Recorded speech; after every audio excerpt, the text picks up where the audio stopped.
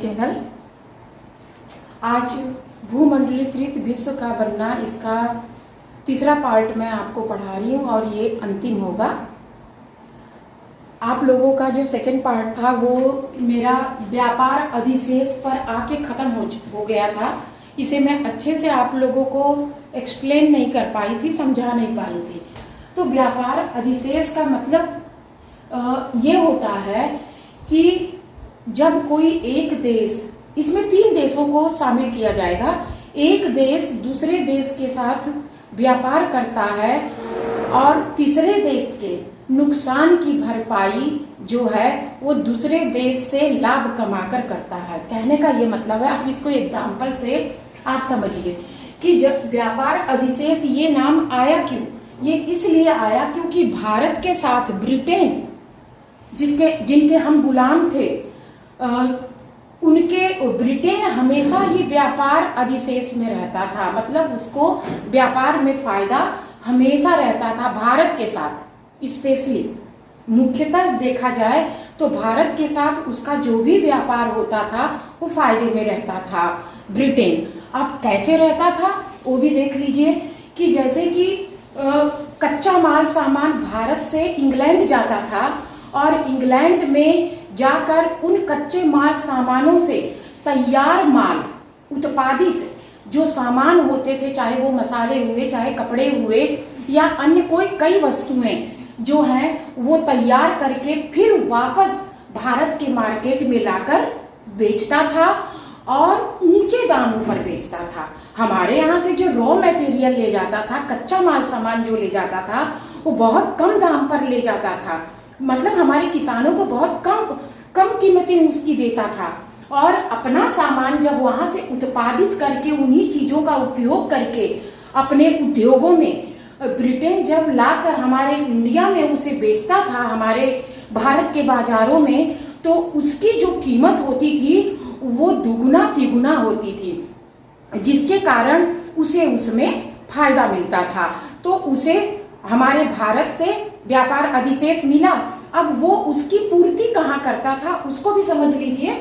उसकी पूर्ति वो दूसरे देशों के साथ व्यापार में करता था, मुख्यतः चीन के साथ। क्यों, कहाँ करता था चीन के साथ?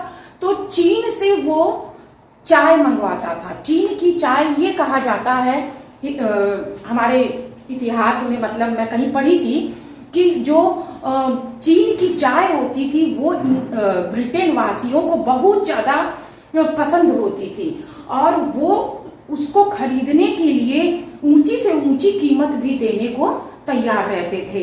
लेकिन चीन में भी ये था कि वहां के लोग अफीम का जो नशा होता है उसके वो मतलब आदी थे। मतलब वो लोग अफीम का सेवन बहुत ज्यादा करते थे, चाइना के लोग।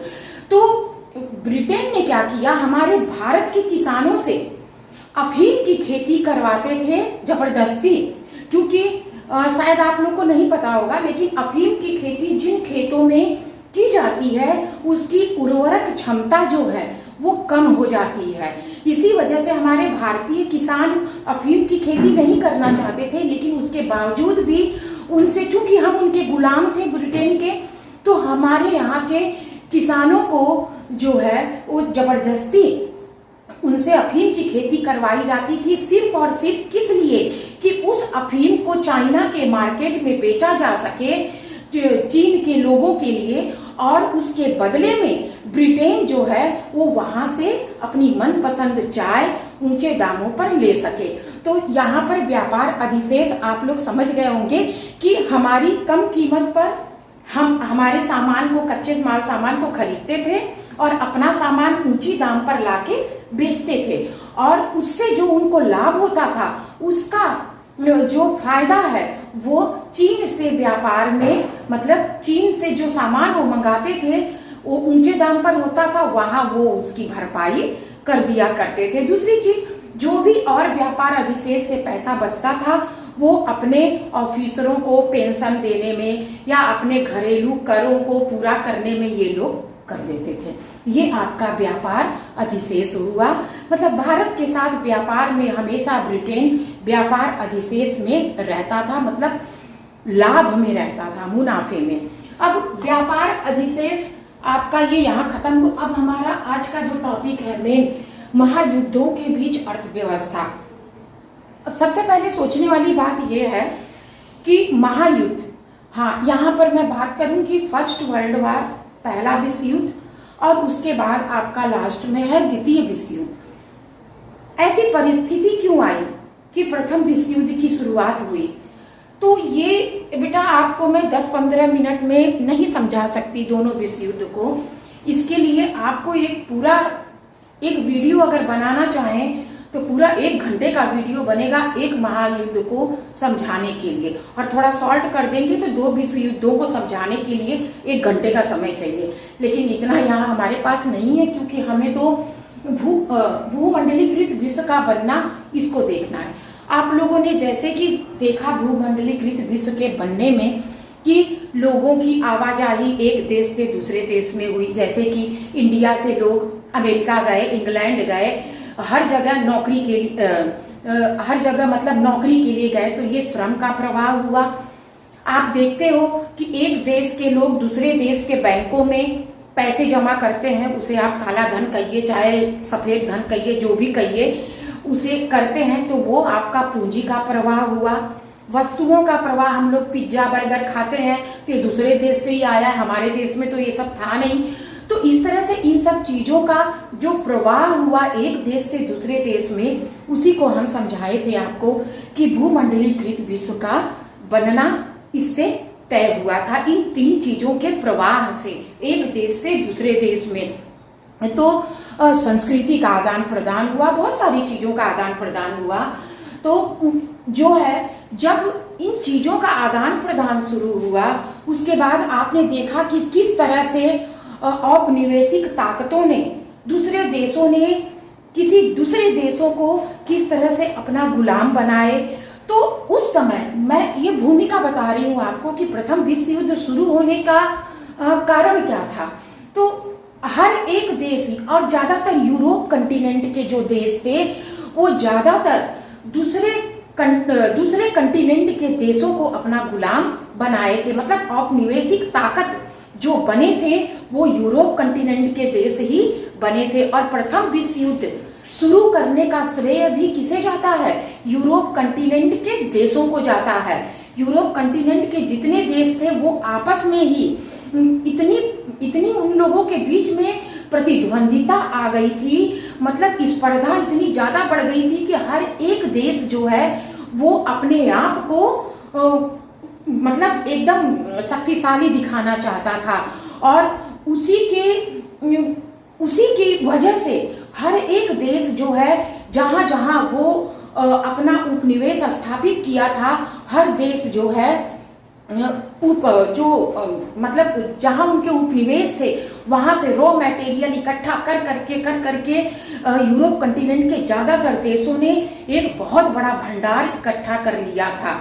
अब वो जो मटेरियल थे, रॉ मटेरियल के रूप में थे, या हथियारों के रूप में थे, या फिर श्रमिकों के रूप में, जो जहां पर उनका उपनिवेश था वहां के लोगों को ले जाकर सेना में जबरन भर्ती करना, मतलब अपनी सेनाओं को बढ़ा लिए थे। यूरोप कंटिनेंट के देशों ने क्या किया था? अपनी सेनाएं बहुत ज्यादा बढ़ा लिए थे, अपने जो भंडार थे हथियारों से भर लिए थे, गोला बारूद, रॉ मटेरियल में खाने पीने की चीजें, मतलब सब कुछ उन्होंने इतनी ज्यादा मतलब दूसरे देशों को नीचा दिखाने के लिए और अपने आप को एकदम सर्वशक्तिशाली दिखाने के लिए इस तरह की कुछ कुछ ऐसी एक्टिविटी किए थे कि जिससे उनमें आपसी प्रतिद्वंदिता जो है वो बढ़ गई और एक दूसरे पर अपना आधिपत्य स्थापित करने के लिए, अपना वर्चस्व दिखाने के लिए उन लोगों में जो है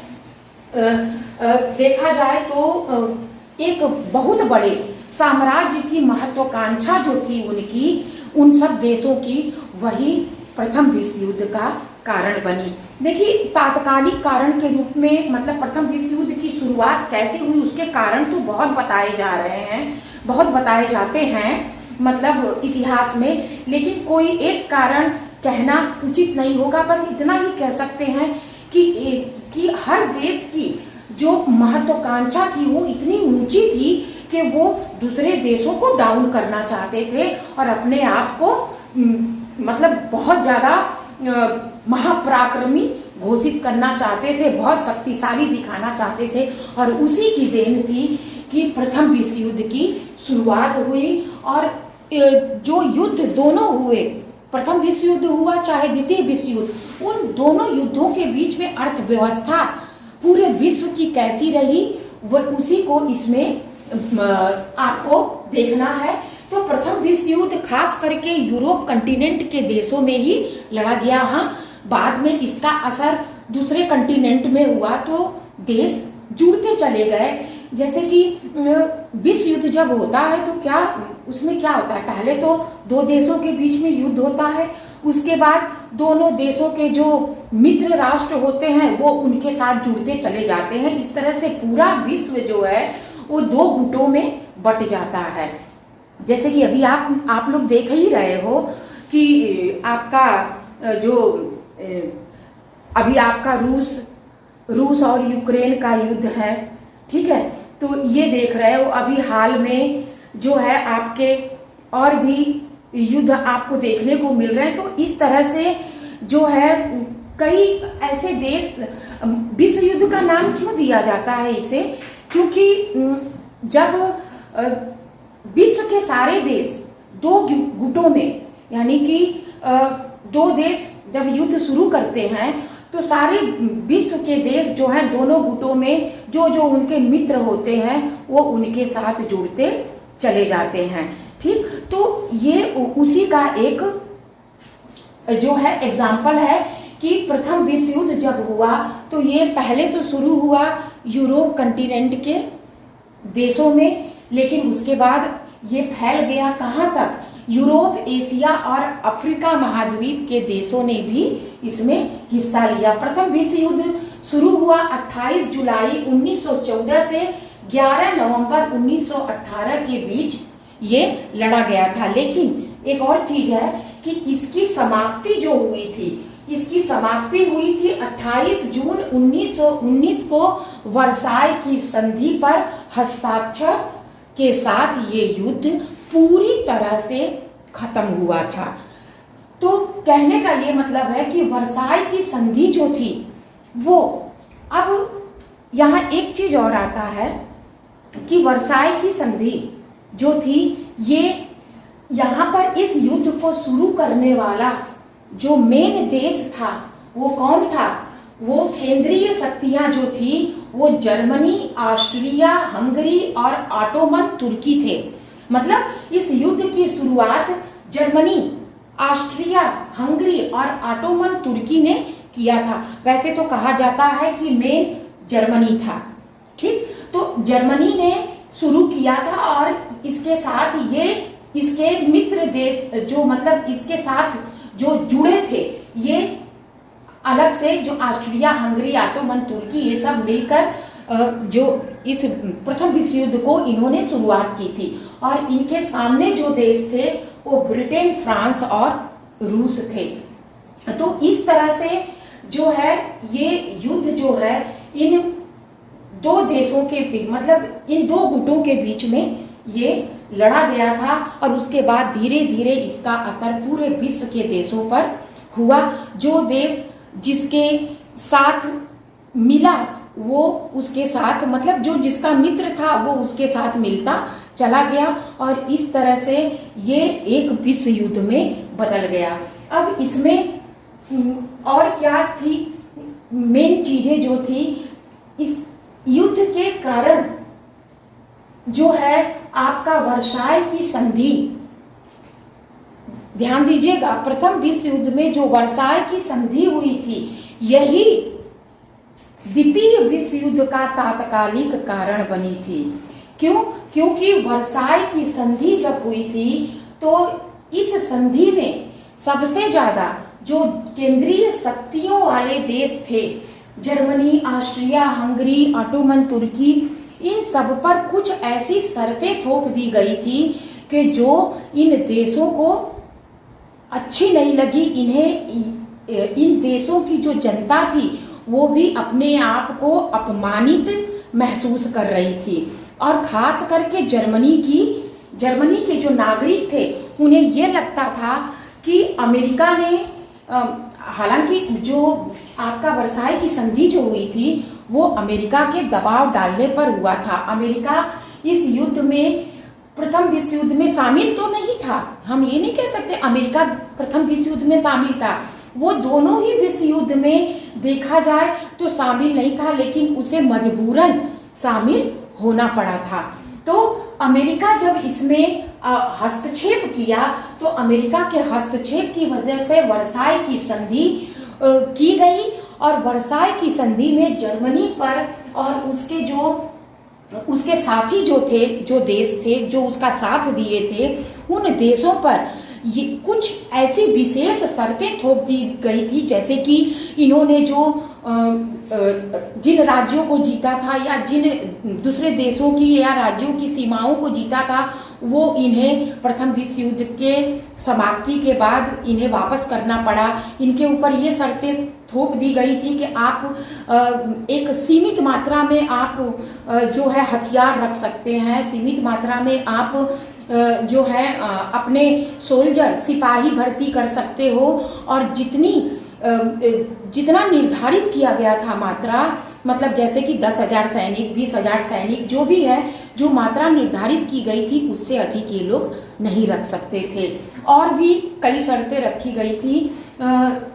अब पूरा मैं बताने लगूंगी तो आपका ये खत्म ही नहीं हो पाएगा, तो इसलिए वो मैं कभी आप लोग कमेंट में बताइएगा कि अगर प्रथम विश्व युद्ध द्वितीय विश्व युद्ध के बारे में आपको पूरा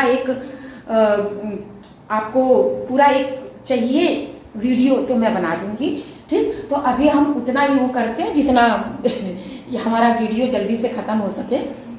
तो इस तरह की कुछ ऐसी शर्तें थोपी गई थी जो इन देशों को नागवार लगी और इन देश के नागरिकों को, देशों को मतलब इन देश के नागरिकों को वो अच्छी नहीं लगी, इन्हें अपना अपमान लगा और इसी वजह से ये सबसे बड़ी द्वितीय विश्व युद्ध का जो तात्कालिक कारण था वो वर्साई की संधि ही थी।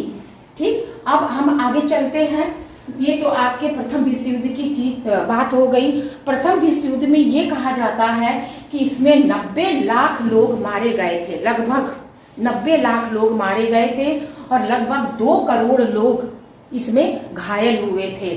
और ये युद्ध मतलब आधुनिक हथियारों से, उस समय की आधुनिक औद्योगिक जो मतलब युद्ध इसे कहा जाता है, क्योंकि उस समय चूंकि सारे देशों में औद्योगिक क्रांति जो है इंग्लैंड में तो शुरू ही हो चुकी थी, जिसके कारण यूरोप कंटिनेंट के ज़्यादातर देशों में उद्योग स्थापित हुए थे, जिसमें नए नए मशीन गने, नए नए मतलब युद्ध के जितने सामान थे वो उसमें उत्पादित हो रहे थे और उनका भरपूर उपयोग इस प्रथम विश्व युद्ध में किया गया। और प्रथम विश्व युद्ध में जब उसका उपयोग किया गया तो आप सोच सकते हैं कि ये युद्ध कितना भयावह रहा हुआ होगा कि जिसकी कल्पना करना भी मुश्किल है। और इस विश्व युद्ध ने सिर्फ उन्हीं देशों का नहीं जिन देशों ने इसमें हिस्सा लिया, बल्कि पूरे विश्व की अर्थव्यवस्था की कमर तोड़ के रख दी थी। मतलब पूरे विश्व की अर्थव्यवस्था डामाडोल हो चुकी थी। इतनी भयानक इसकी भयावहता को इसी से आप अंदाजा लगा सकते हैं कि कितना भयानक ये विश्व युद्ध रहा होगा कि एक तो 90 लाख लोग मारे गए थे और 2 करोड़ लोग के लगभग जो है सिपाही वो घायल हुए थे या आम जनता पर भी इसका असर हुआ था।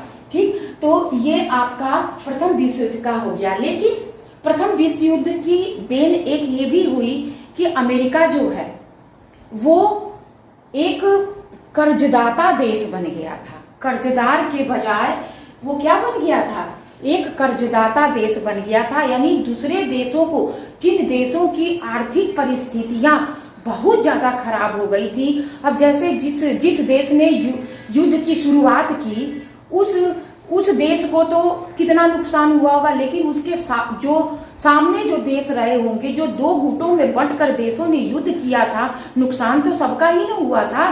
तो सबका जो है कुछ न कुछ नुकसान, कुछ न कुछ क्या बहुत ज्यादा नुकसान हुआ था। भयावहता तो बहुत भयानक थी और सारे देशों में जो है वो मतलब पैसे की कमी जो है वो हर देश में हो गई थी। मतलब आर्थिक रूप से प्रत्येक देश जो है वो कमजोर पड़ गए थे और इसका फायदा किसको मिला?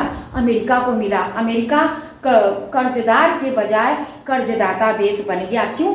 क्योंकि अमेरिका पहले से ही जो है वो शक्तिशाली बन चुका था। ठीक, अब आपका आया युद्धोत्तर सुधार। मतलब युद्ध के बाद अमेरिका, खास करके यहाँ पर बात अमेरिका की हो रही है, युद्धोत्तर सुधार में देखा जाए तो आपका इस युद्ध के बाद सबसे पहले भारत और जापान में जब ये युद्ध हो रहा था, उस समय ब्रिटेन जिसके हम गुलाम थे वो तो युद्ध में अपना मतलब लगा पड़ा था, लेकिन उसका फायदा भारत को हुआ और भारत और जापान जो है उस समय अपने उद्योगों को धीरे धीरे विकसित करने लगे थे। क्यों? क्योंकि जो ब्रिटेन को उद्योग के लिए जो सामग्रियां चाहिए थी युद्ध के लिए, वो सामग्रियां भारत और जापान उन्हें सप्लाई कर रहे थे, इसलिए यहाँ पर उद्योग विकसित होने लगे थे। इसीलिए इसे युद्धोत्तर सुधार का नाम दिया गया है कि युद्ध जब चल रहा था तो उस समय जो है इन देशों में, इन दो देशों को बहुत बड़ा फायदा हुआ कि यहाँ पर युद्ध बंद पड़ गए थे उनमें फिर से सुधार होने लगा और यहाँ के जो हमारे उद्योग थे वो फिर से धीरे धीरे चालू होने लगे। दूसरी चीज, अमेरिका को भी बहुत ज्यादा फायदा हुआ क्योंकि अमेरिका में जो है एक बृहत उत्पादन होने लगा, जिसके प्रणेता थे आपके कार निर्माता हेनरी फोर्ड। इन्होंने बृहत उत्पादन का मतलब होता है मास प्रोडक्शन, मतलब बहुत ज्यादा मात्रा में एक साथ किसी चीज का उत्पादन करना। और इन्होंने क्या किया था कि जो कारें थी, फोर्ड की जो कारें होती हैं, वो कारों का उत्पादन इन्होंने बहुत बड़ी संख्या में करना शुरू कर दिया था और वो करने के पीछे इनका एकमात्र उद्देश्य था कि अपने देश के लोगों को ज्यादा से ज्यादा रोजगार देना और उस रोजगार के माध्यम से जो है उन लोगों की आय में, जैसे होता है ना प्रति व्यक्ति आय, तो उन लोगों की आय में वृद्धि करना, उन लोगों को हम रोजगार दे सके। तो इसके लिए इन्होंने बृहत उत्पादन को जो है चालू किया और वो कार से ही इन्होंने चालू किया था, जिसका मैसेज जो है, जिसका संदेश अन्य देशों में भी पहुंचा और वहां भी बृहत उत्पादन शुरू हो गया, सिर्फ इन्हीं की वजह से। इसीलिए बृहत उत्पादन के प्रणेता जो हैं वो कार निर्माता हेनरी फोर्ड को माना जाता है। दूसरी चीज है, अब ये तो आपके विश्व युद्ध की बात हो गई। विश्व युद्ध खत्म हुआ, उसके बाद बहुत चीजें मतलब पूरे विश्व में बहुत ज्यादा मतलब जितने भी देश थे, विश्व के सारे देशों में मंदी का सामना करना पड़ा। हर देश जो है वो परेशान था और हर देश एक देश दूसरे देश से कोई कर्ज लेकर, कोई किसी और तरीके से मतलब कहीं और पलायन करके, इस तरह से लोग उस मंदी से जूझते रहे, जिसका असर भारत पर भी पड़ा था। मतलब लोगों के रोजगार छिन गए। इस युद्ध के बाद लोगों की आर्थिक परिस्थितियां बहुत खराब हो गई, खाने पीने की चीज़ों की कमी पड़ गई और इस तरह की मतलब बहुत आर्थिक परिस्थिति पूरे विश्व की एकदम खराब हो चुकी थी। और उसके बाद आया 1929 का जो समय था, विश्व युद्ध तो 1919 में ही समाप्त हो चुका था, लेकिन उसके बाद का जो 10 साल था वो लोगों के लिए बहुत ज़्यादा तकलीफ देह था और तकलीफ देह का मतलब ये था कि जैसे मैं अभी बताई हूँ, किसी के पास रोजगार नहीं था, खाने पीने की चीजें नहीं थी। जो लोग प्रथम विश्व युद्ध में सैनिक के रूप में भर्ती भी हुए थे और विश्व युद्ध खत्म होने के बाद उनको जो बच गए थे, कहने का ये मतलब है जो बच गए थे सैनिक, उन्हें उनकी नौकरी से निकाल दिया गया, तो अब वो लोग भी बेरोजगार हो गए। कहने का मतलब यह है कि पूरे विश्व में बेरोजगारी बढ़ गई, गरीबी बढ़ गई, आर्थिक संकट गहरा गया। मतलब इतनी सारी दिक्कतों का सामना पूरे विश्व को करना पड़ा। और उसका एक पूरा निचोड़ देखा जाए तो 1929 आते आते पूरे विश्व में एक महामंदी फैल गई और इस महामंदी का असर जो था वो अमेरिका को भी कहीं न कहीं झेलना पड़ा। क्यों? क्योंकि अमेरिका भी इससे अछूता नहीं रहा था। अब इस महामंदी में 1929 की महामंदी का जो असर था वो क्या था कि महामंदी आई क्यों? तो कृषि क्षेत्र में प्रथम विश्व युद्ध के बाद लोग धीरे धीरे अपने आप को संभाले, दूसरे देशों से कर्ज लेके अपने कृषि उत्पादन को बढ़ाए।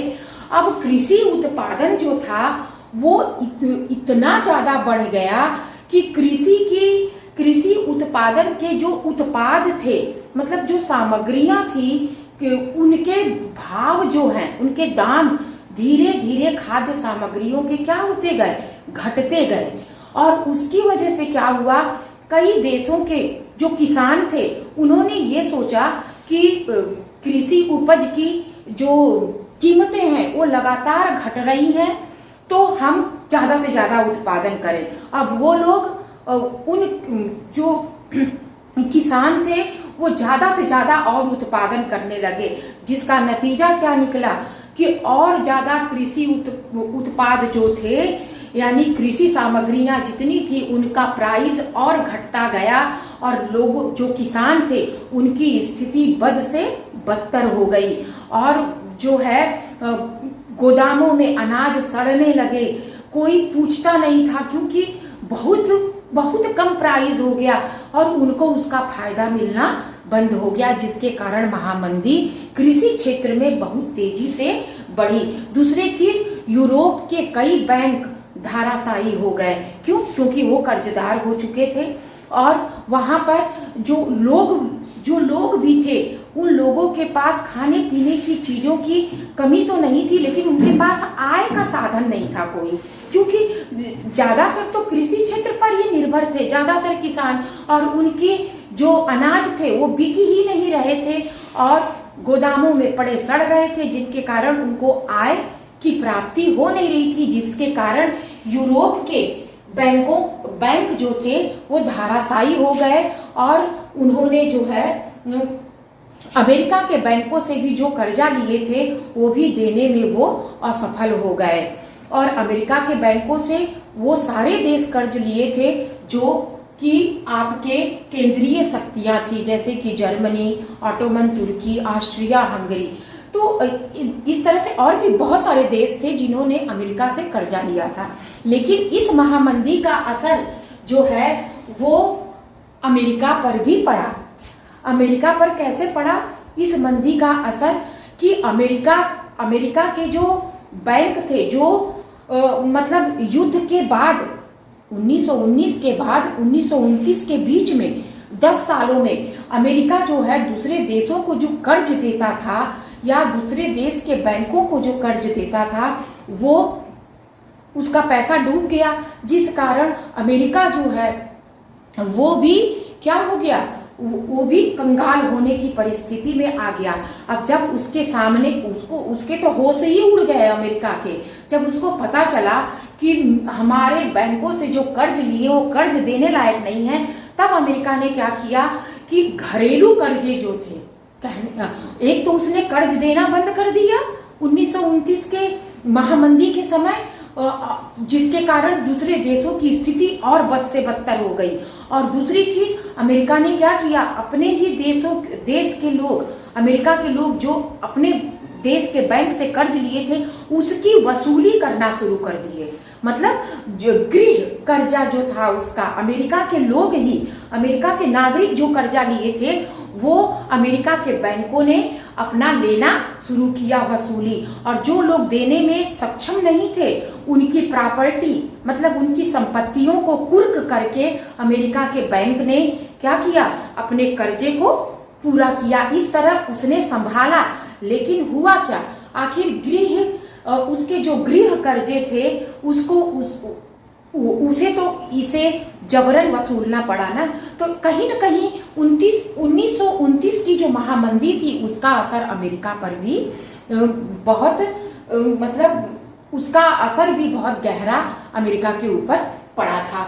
अब उसके बाद भारत और महामंदी, अब भारत और ये महामंदी, भारत पर महामंदी का ये असर हुआ कि भारत में जो किसान थे वो उनकी स्थिति बद से बदतर हो गई थी, क्योंकि ज्यादातर उद्योग जो हैं, जो उद्योग खड़े भी हो रहे थे प्रथम विश्व युद्ध के समय, वो धीरे धीरे प्रोग्रेस कर रहे थे, उन्नति कर रहे थे। किसानों की हालत खराब हो चुकी थी। प्रथम विश्व युद्ध में जो लोग भारत के जबरन जिन्हें भर्ती किया गया था ब्रिटेन द्वारा, उन्हें उनकी नौकरी से निकाल दिया गया, और इस तरह से बहुत सी ऐसी परिस्थितियां भारत में उत्पन्न हो गई कि भारत के लोग जो है इस महामंदी की वजह से एकदम मतलब उनकी भी कमर इस महामंदी ने तोड़ दी थी। उसके बाद आपका द्वितीय विश्व युद्ध शुरू हो गया। कुछ ही सालों के बाद विश्व युद्ध शुरू हुआ। जो द्वितीय विश्व युद्ध के शुरू होने का समय था 1 सितंबर 1939 से 2 सितंबर 1945 तक, ये भी विश्व युद्ध चला था। लेकिन देखा जाए तो प्रथम विश्व युद्ध की तुलना में द्वितीय विश्व युद्ध और ज्यादा भीषण भयंकरकारी था। भीषण मतलब तबाही मचाने वाला था। क्यों? क्योंकि आप लोगों को सबको पता है कि सबसे पहले परमाणु हथियारों का उपयोग इसी विश्व युद्ध में किया गया, और हिरोशिमा और नागासाकी पर। और इसीलिए कहा जाता है कि इस विश्व युद्ध की समाप्ति भी जो है जापान के आत्मसमर्पण के साथ हुआ। मतलब जापान दूसरा देश था जो आत्मसमर्पण किया था। सबसे पहले तो जो है पहला पराजित देश जो था वो जर्मनी था। और द्वितीय विश्व युद्ध की शुरुआत किसने की थी? धुरी राष्ट्र यहाँ भी आपका जर्मनी ही आता है। मतलब इसी ने शुरू किया था। और आप लोग इससे जानते ही हैं हिटलर को। तो हिटलर जो थे वो आपके एडोल्फ हिटलर, वो जर्मनी के उस समय तानाशाह थे, और वर्साय की संधि का बदला लेने के लिए इन्होंने वहां के जर्मनी के नागरिकों को इतना उत्तेजित कर दिया था, और उन्हें इम्प्रेस करके, उन्हें मतलब लोभ में डाल के वहां के नागरिकों को ये कहकर कि आप लोगों ने 9th में पढ़ा होगा कि किस तरह से एडोल्फ हिटलर ने वहां के नागरिकों को सम्मोहित किया था अपने भाषणों से। जानते ही हैं कि एडोल्फ हिटलर बहुत बड़ा वक्ता था। उसके भाषण जो होते थे वो दिल को छू लेने वाले होते थे। तो उसने जर्मनी के नागरिकों को ये कह दिया कि तुम्हारे बेइज्जती का बदला वर्साय की संधि के रूप में जो मेरे जर्मनी के नागरिकों का जो बेइज्जती हुई है वर्साय की संधि के रूप में, उसका बदला मैं लूंगा, और मुझे आप लोग शासन पर बैठाइए, मुझे अपना राजा बनाइए। और इस तरह से जर्मनी की जनता जो है एडोल्फ हिटलर को अपना शासक चुन बैठी। और यहीं पर जो है एडोल्फ हिटलर ने 1929 में जो इन्होंने पोलैंड पर आक्रमण के साथ इसने जो है इस युद्ध की शुरुआत, जर्मनी ने पोलैंड पर आक्रमण करके द्वितीय विश्व युद्ध की शुरुआत कर दी थी। इसमें धुरी राष्ट्र मतलब केंद्रीय शक्ति जो थी वो जर्मनी, इटली और जापान, ये तीनों थे। और मित्र राष्ट्रों में मतलब सामने का जो गुट था वो France, great Britain, USA, USSR, चीन था। हालांकि यहाँ यूएसए का नाम मैं डाली हूँ तो ये कहीं मतलब लिखा हुआ है आपकी बुक में, बट सही कहे तो यूएसए इसमें पहले शामिल नहीं था, उसे मजबूर किया गया था इस युद्ध में कूदने के लिए, और तभी ये कूदा था लास्ट में, और जापान के हिरोशिमा नागासाकी पर परमाणु हथियार गिराकर, और तब इसने इस युद्ध की समाप्ति के कगार पर द्वितीय विश्व युद्ध आया था। इसमें भी कहा जाता है कि 6 करोड़ लोग मारे गए थे और कई करोड़ लोग घायल हुए थे, लेकिन परमाणु हथियारों का उपयोग इसी विश्व युद्ध में हुआ था, और आगे भगवान जाने क्या होगा, क्योंकि अभी 4 देशों का ऐसे ही युद्ध आपस में चल रहा है, आप लोग देख ही रहे हो, इजराइल, फिलिस्तीन और आपका रूस और यूक्रेन।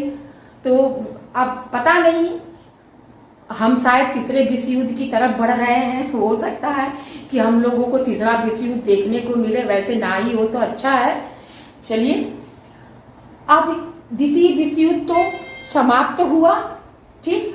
अब इसके बाद क्या हुआ, अब ये विश्व युद्ध न हो, कोई विश्व युद्ध न होने पाए, इसके लिए पूरे विश्व के देश जो हैं उस चिंता में पड़ गए कि क्या ऐसा किया जाए कि विश्व युद्ध का मुंह न देखना पड़े, अब विश्व युद्ध का सामना हमें न करना पड़े।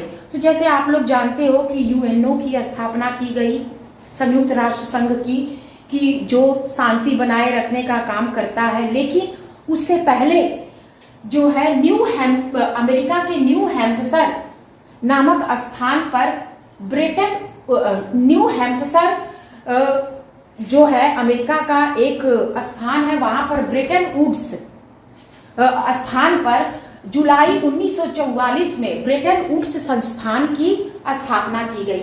अब इसकी स्थापना क्यों की गई, क्योंकि दुनिया के सारे देशों में जो पैसों की कमी थी उसे पूरा करने के लिए, कि विकासशील देश जो हैं उनको कुछ मदद किया जा सके, कि जो आगे बढ़ सके, उसके लिए जो है ये ब्रेटन वुड्स संस्थान की स्थापना की गई। और इसके अंतर्गत ब्रेटन वुड्स की जुड़वा संतानें कहा जाता है, ट्विंस बेबी, वो कौन कौन है, अंतर्राष्ट्रीय मुद्रा कोष और विश्व बैंक। इन दोनों ने, ये दोनों जो ब्रेटन वुड्स संस्थान की जुड़वा संतानें थी, इन दोनों बैंकों ने जो है पूरे विश्व के देशों को जो है इनको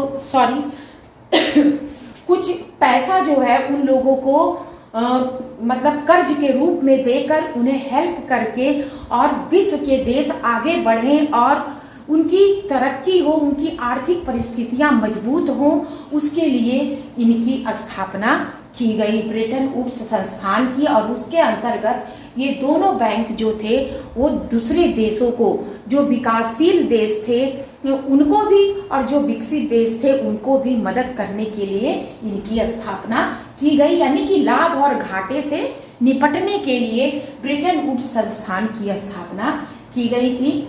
अब इसके बाद जो आपका आता है, ब्रेटन वुड्स व्यवस्था ने कई देशों की आय की वृद्धि करने में बहुत बड़ा योगदान दिया, जिसकी वजह से जापान जैसा देश, जहां हिरोशिमा और नागासाकी पर परमाणु हथियार गिराया गया था, वो उभर कर एक मतलब विकसित देश के रूप में सामने आया था। वो इसी की देन है, ब्रेटन वुड्स संस्थान की। ऐसे ही कई राष्ट्रों को इसने ऊपर उठने में मदद किया था।